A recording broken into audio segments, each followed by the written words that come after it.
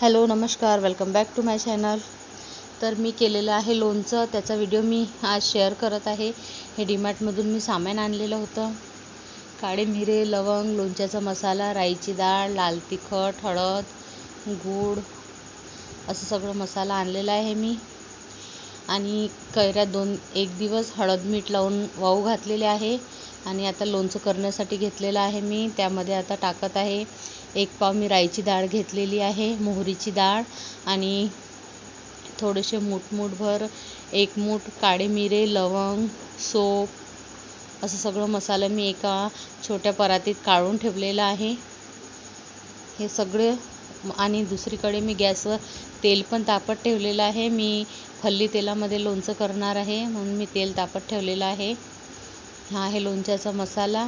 Readymade Rambandhu लोणच्याचा मसाला तयार मिळतो, तोच मसाला मी घेतलेला आहे। इकडे 1 पॅकेट घेतलं होतं आणि थोडीशी हळद, असे सगळे मसाले। हे बघा, हे आहे लवंग, काळे मिरे, सोप, लोणच्याचा मसाला आणि मोहरीची डाळ।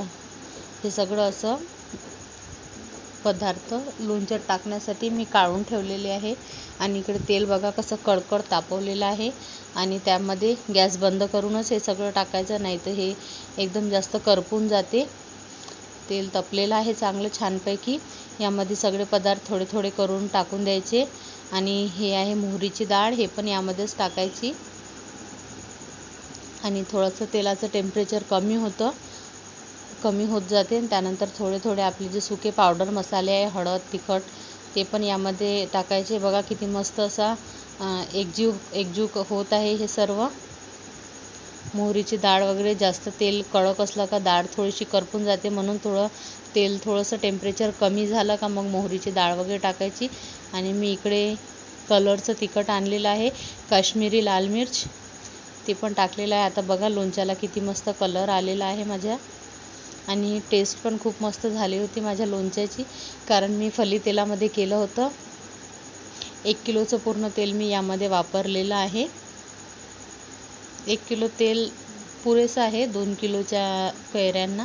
आणि त्यातच चवीपुरतं मीठ थोडं आपल्या याच्यानुसार टाकायचं, कारण जेव्हा कैरी आपण भिजू घातल्या होत्या हळद मीठ लावून वाऊ घातल्या होत्या, त्यामध्ये पण आपण मीठ टाकलेलं आहे, म्हणून मीठ थोडं लक्षात ठेवून टाकायचं। त्यानंतर आपल्या ज्या वाळलेल्या कैऱ्या आहे त्या पण यामध्ये टाकून मिक्स करून घ्यायच्या।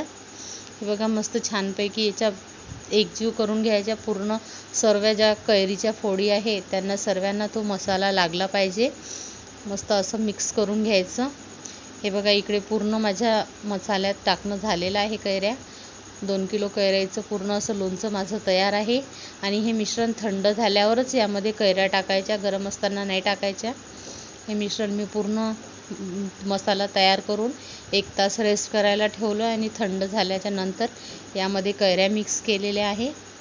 हे बघा किती छान असा कलर आलेला आहे माझ्या लोणच्याला। आणि थोडा वेळ असंच ठेवून दिलं मी आणि त्यानंतर भरणीत भरून पॅक केलेलं आहे। असं माझं लोणचं तयार झालेलं आहे।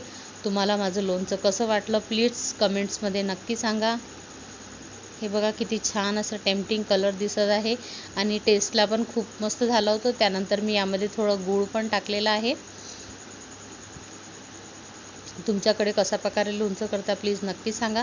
आणि माझ्या चॅनलला लाईक करा आणि सबस्क्राईब करा।